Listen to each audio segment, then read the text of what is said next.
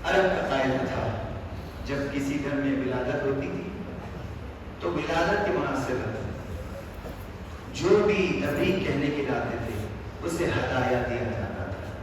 जब अकबर की विलादत हुई ना, जितने भी तबरीक कहने के लिए आए हुसैन ने सबको हदाया पेश की।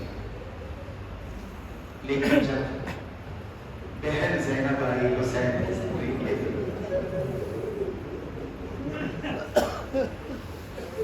मैं मसाइल नहीं पढ़ रहा हूँ, आपके आंखों में आंसू आ गए।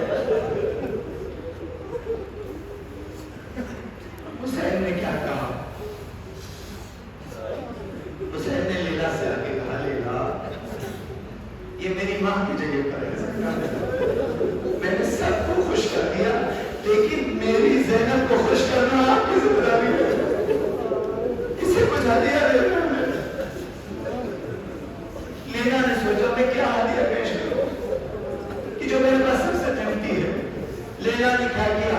अकबर को अपने हाथों में उठाया, अरे ज़ैनब